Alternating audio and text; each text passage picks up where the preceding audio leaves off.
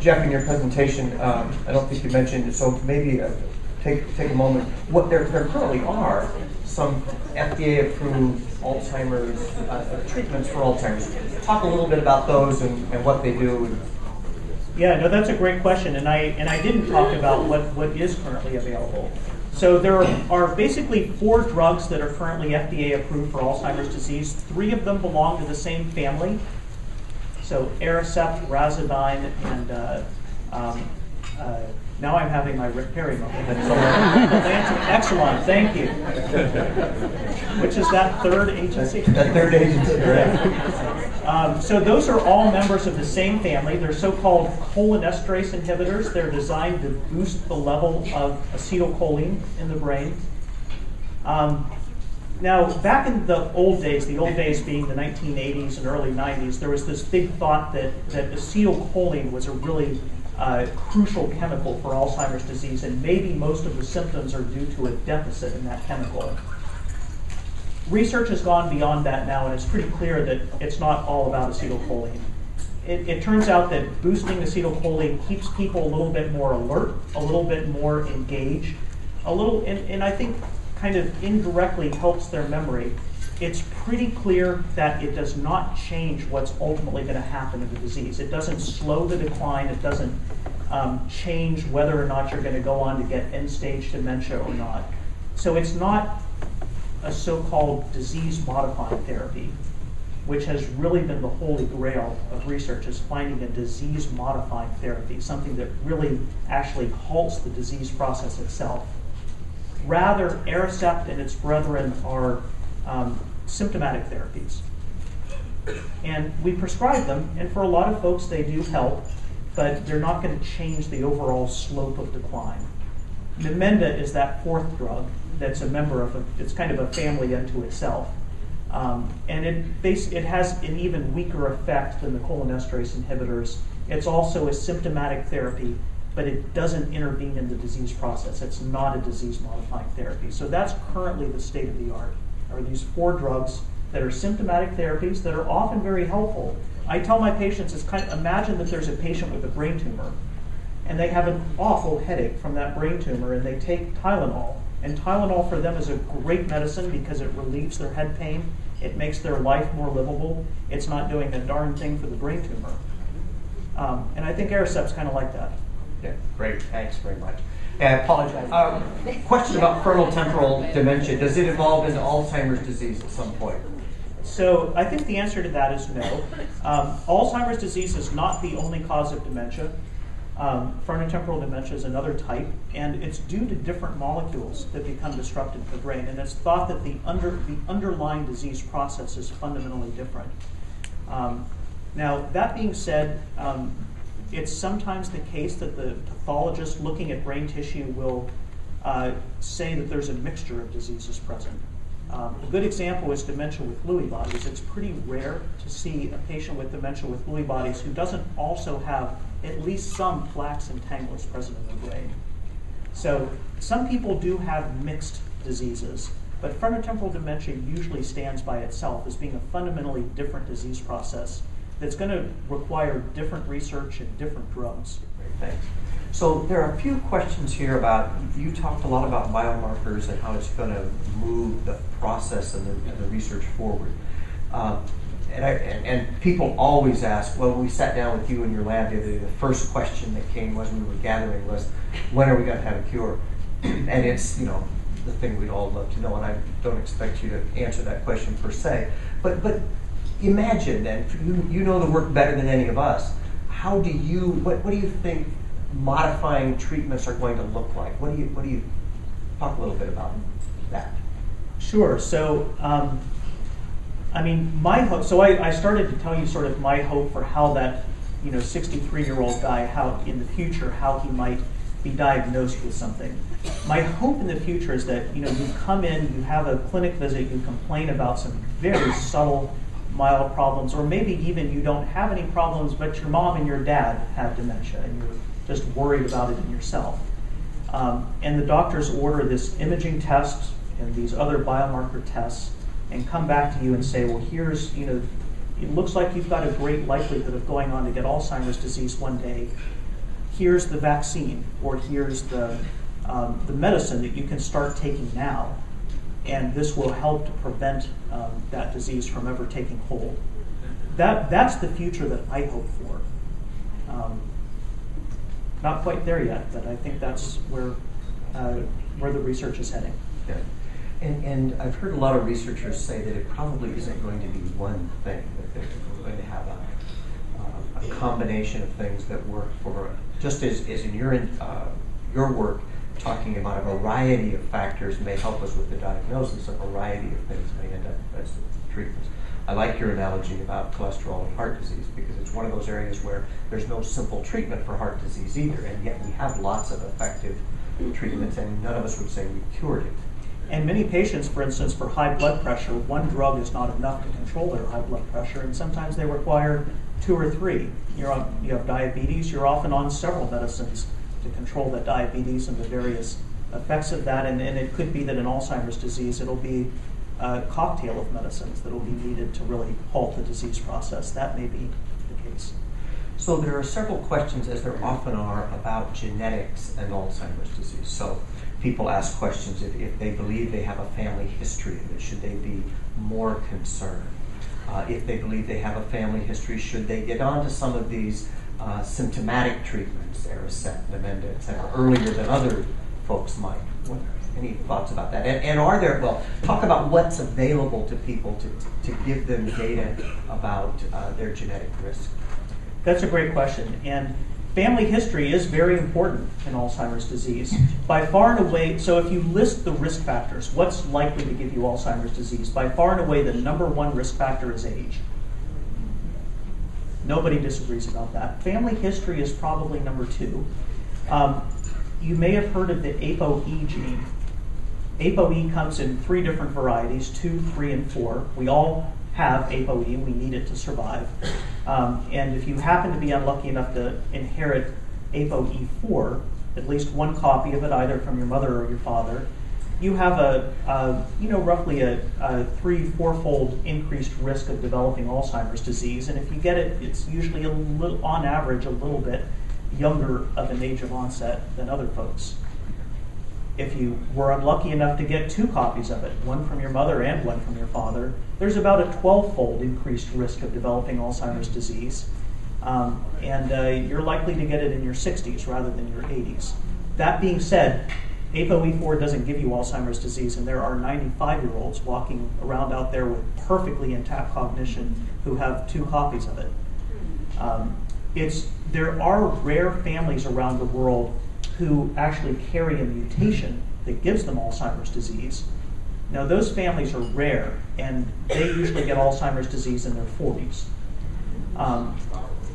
There's families in Central America, some families in Northern Europe, but these are rare. That's a very rare way to get Alzheimer's disease. I think it's more like type 2 diabetes. If you can point to your mom's sister, your mother's mother, and maybe your dad, and all these people in your family who have type 2 diabetes, any doctor will tell you, well, you might want to watch your sugar. There may be a risk in you. And I think the same thing can be said for Alzheimer's disease. What can be done about it? You can get your ApoE genotype. There are companies around, including 23andMe here in the Bay Area, that will test your DNA and tell you whether you have the ApoE4 gene. I'm not a big fan of that, because if you find out that you have it, you're going to work yourself into a nervous wreck, and you might not even ever get Alzheimer's disease. What can be done about it therapeutically? I hate to say this, but not much right now. Aricept, if you're destined to get Alzheimer's disease, Aricept or any of the other medicines that are currently approved for treating Alzheimer's disease will not prevent you from getting it. Exercise. I always tell my patients, if I could put exercise into a pill, I'd be a rich man and I could retire. The exercise is the only thing that has been shown to have a disease-modifying effect in dementia, reducing the likelihood of occurrence and reducing the rate of progression once you have it. So But I'm not going to say only if you have the ApoE4 gene exercise. No, you should be exercising anyway. But your gym shoes will meet in the parking lot after this program is over. You know, one of the things that I listened to your presentation, Jeff, and I've heard a few of these with people talking about some of the approaches to identifying Alzheimer's before dementia is present. And people will often say something like, well, but given the state of treatments right now, what would I want to know? And I think you make the sort of crucial case that it will advance research that much faster. We'll be able to work on the biomarkers, which we do in heart disease right now. The other thing that I would point out is it will fundamentally change advocacy. When Ronald Reagan shared with the world that he had Alzheimer's on a Saturday, he disappeared from the scene. The great communicator was never in front of the camera again.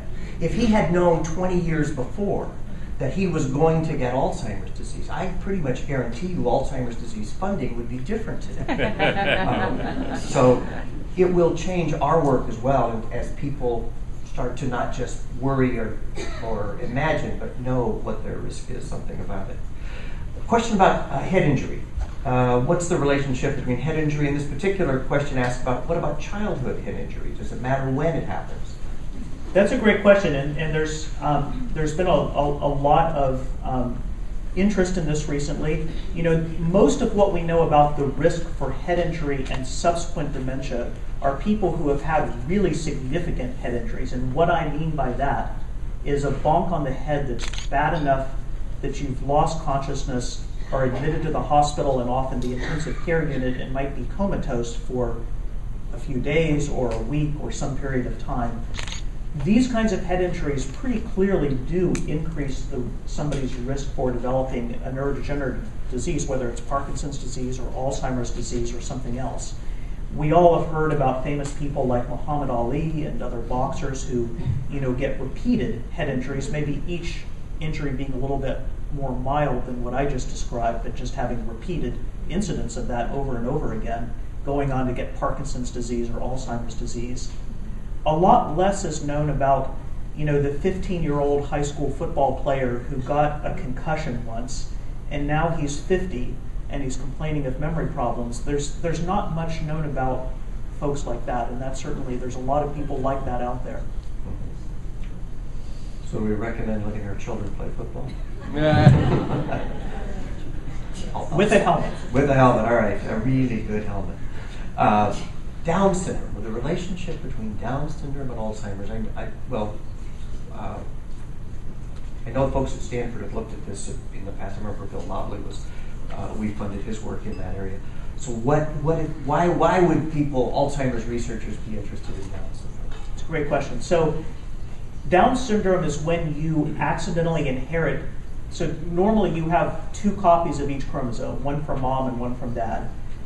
Chromosome 21, if you accidentally get 3 copies of that, it's a little tiny chromosome, it's smaller than the others, and an extra one might squeak through in either the egg or the sperm. That is Down syndrome. It turns out that the amyloid protein is on chromosome 21. And so patients with Down syndrome have, instead of just 2 copies of the amyloid protein, they have 3 copies of it. And so their body produces more of the amyloid than it might otherwise. And this is generally accepted as being the mechanism by which patients with Down syndrome go on to get Alzheimer's disease at an earlier age, because they're producing 50% too much amyloid. They're valuable from a research perspective because it gives us a lot of insight into the role that amyloid may play in the beginnings of Alzheimer's disease. The other reason that those patients, and also those the folks that I told you about, those rare people around the world who inherit mutations, is that gives us a chance to study people who we know for a fact are going to go on to get Alzheimer's disease, and study them before the disease has started.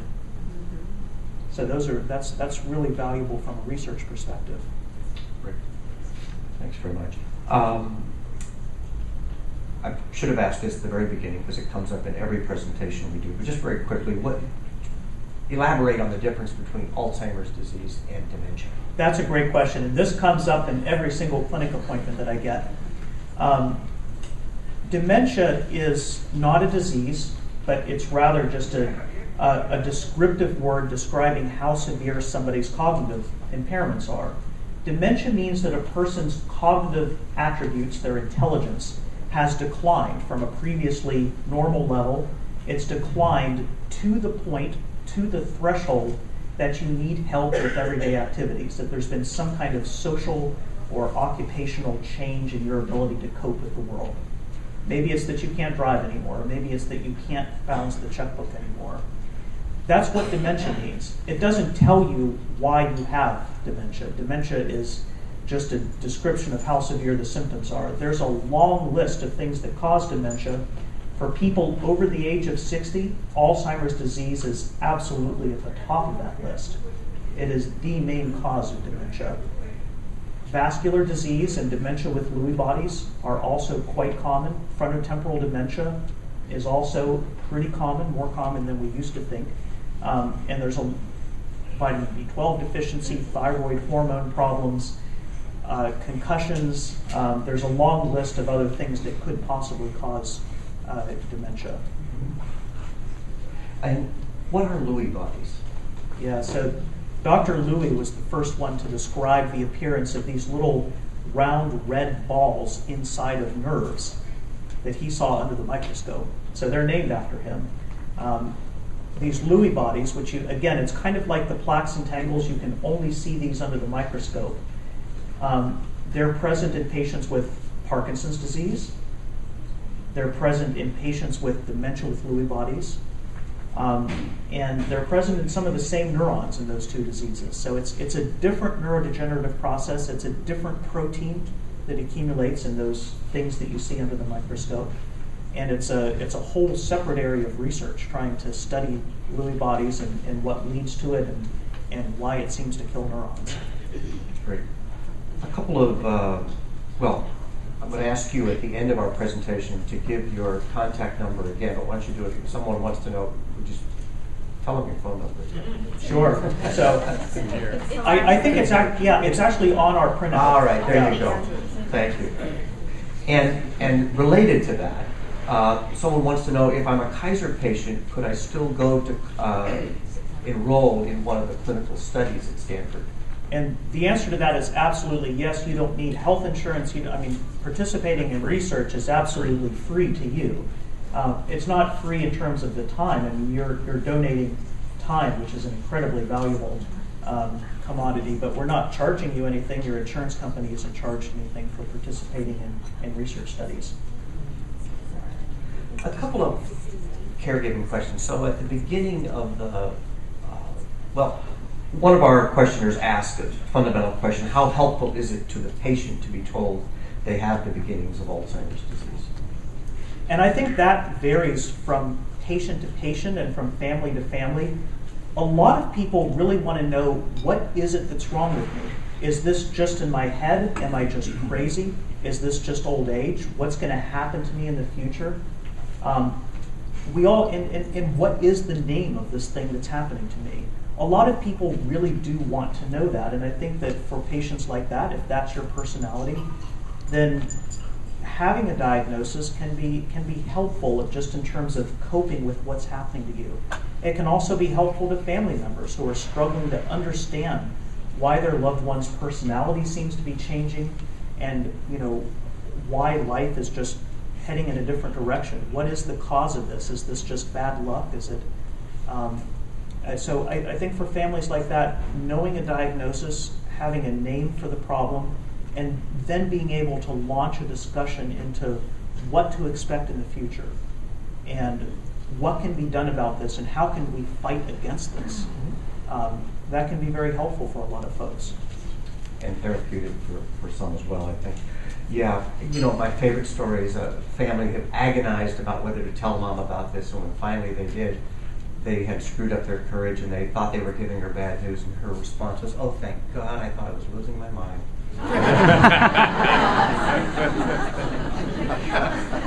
So then you and I were talking to an audience member prior to starting the day. Her husband is in a care facility, more or less late stages of the disease. always the family celebrations around the holidays were a big part of their life together. Specifically, she was asking about Christmas. This is about to happen, and she was posing the question: should she introduce holiday decorations into his room in the facility? And I know the answer. I know what your answer was. Yeah. Tell these people. Well, what I always say to my patient, I think I said this during my talk, Alzheimer's disease is not a disease of the entire brain, and there is a lot of brain function that is absolutely preserved, even into the late stages of the disease. The frontal lobes of the brain, the part of the brain that allow us to smile, engage in a conversation, to enjoy being around other people, that part of the brain is absolutely intact, even into the late stages of the disease. And being able to derive joy from being around family members, and to be able to derive joy from being around familiar and happy circumstances like the holidays, I think is very much intact, even very late into the disease. So just because somebody's memory isn't good doesn't mean that the rest of their brain isn't working pretty well. So allow them to enjoy the things that do bring them joy. No, I know you were at the UCSF Memory and Aging Center, and they are probably world leaders in the frontotemporal lobe dementia research. And this questioner asked, what's the difference between frontotemporal lobe dementia, which you talked about in your presentation, and Alzheimer's disease?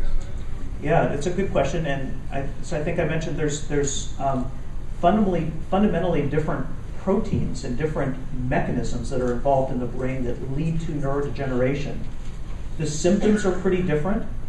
The findings on the MRI scan in terms of which parts of the brain are atrophied are very different. I just mentioned in Alzheimer's disease that the frontal lobes of the brain and the ability to interact and have warm feelings towards other human beings is very much intact. In frontotemporal dementia, it's often the opposite, where your ability to interact with other living things, your ability to understand somebody else's feelings, your ability to behave in a not rude way, to not act on every kind of animal sort of impulse that you have. Those are the faculties that are lost in frontotemporal dementia. Memory might be just fine. So it's a very different disease that's thought to be due to different problems in the brain, different molecules. So this individual asks the question.